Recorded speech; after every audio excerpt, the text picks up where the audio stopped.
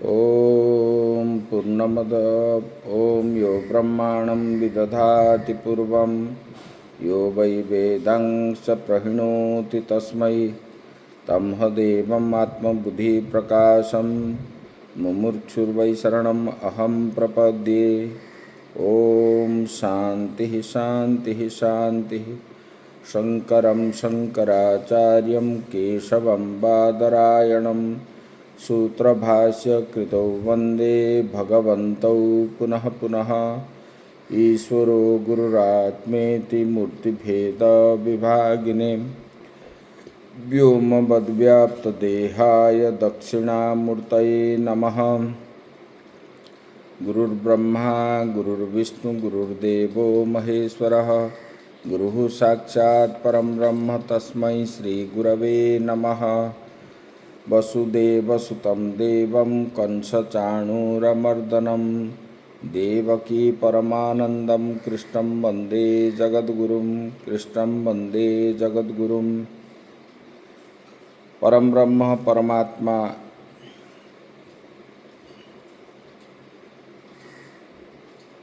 के श्री चरणों में सत सत नमन करते हुए आश्रमस्थ महात्माओं के श्री चरणों में सत सत नमन।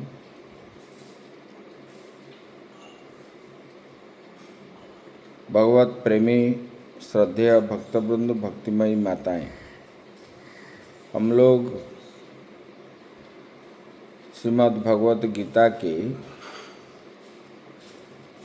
6ठ अध्याय के विचार कर रहे थे। तो इसमें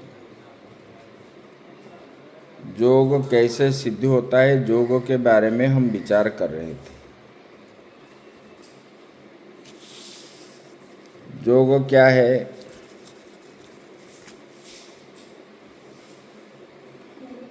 अपने को जोड़ना, चित्तवृत्ति निरोधो योगो। चित्त के सब इंद्रियों के वृत्ति जो है, मतलब जो इच्छा है, उसको रोध करना, उसको बोलते हैं योग। मतलब परमात्मा में अपने को जोड़ना,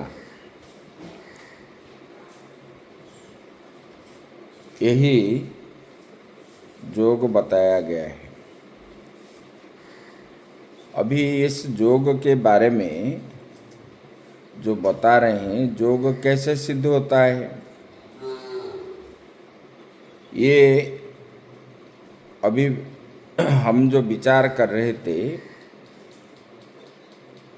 भगवान बता रहे थे युक्ताहार विहारस्य युक्त चेष्टस्य कर्मसु। मन प्रफुल्ल रहे,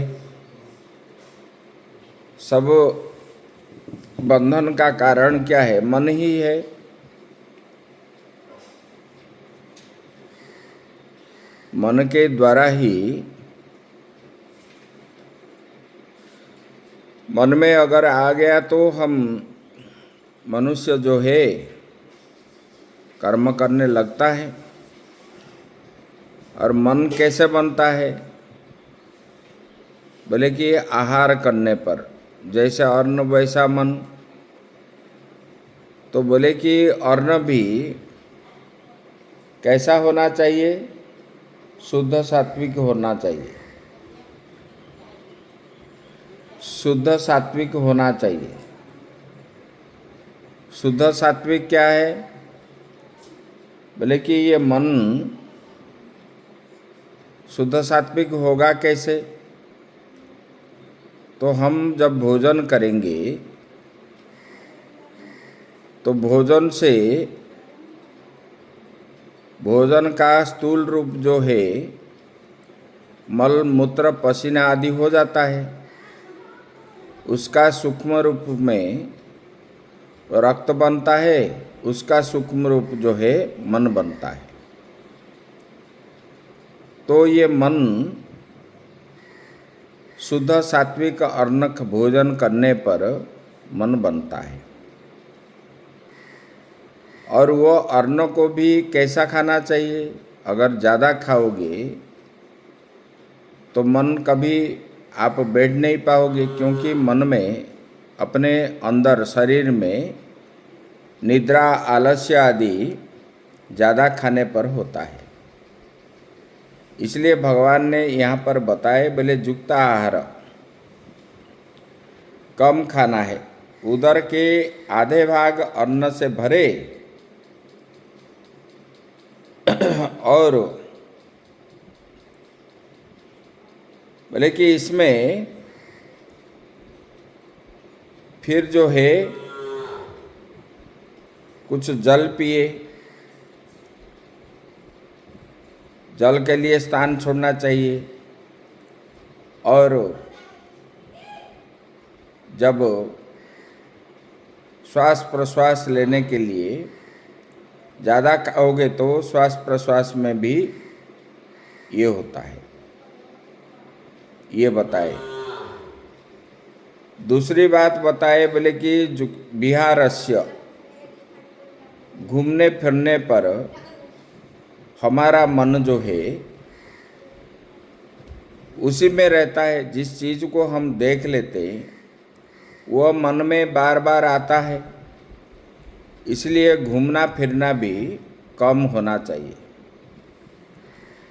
और कर्म भी इस प्रकार कर्म करना चाहिए जिस कर्म के द्वारा हमारा मन परमात्मा में लगा रहे, क्योंकि ये मन का खेल है। ये बताने के बाद अभी बताने जा रहे हैं, बोले कि पुरुष जो करता है वो जोगयुक्त कब होता है, उसके ऊपर अभी चर्चा करेंगे। अथ अधुना कदा युक्तो भवति इति उच्यते।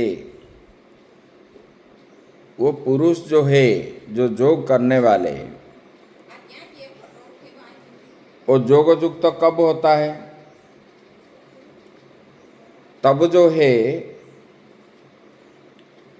बता रहे हैं, यदा विनियतं चित्तमात्मन्येवावतिष्ठते निस्पृह सर्वकामेभ्यो युक्त इत्युच्यते तदा। यदा विनियतं चित्तं विशेषेण नियतं संयतं एकाग्रताम् आपन्नं चित्तं हित्वा बाह्य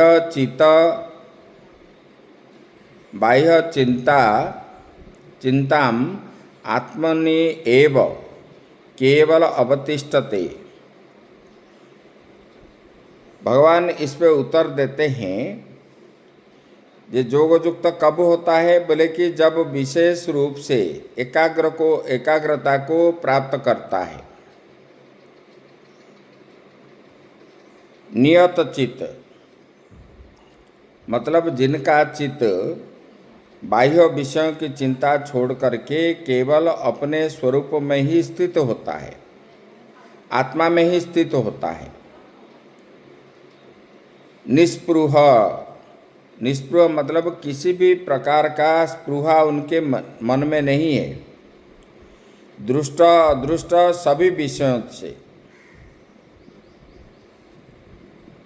मतलब किसी भी फल पाने की इच्छा जिनके मन में नहीं है, चाहे दृष्ट फल हो चाहे अदृष्ट फल हो, इस लोक का हो परलोक का भी हो,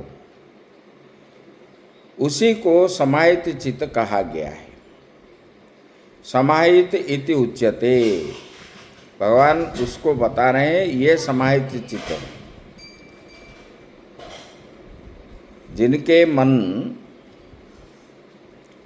एकाग्र को प्राप्त कब करता है? बोले कि जिनका चित्त नियत मतलब बाह्य विषयों से मन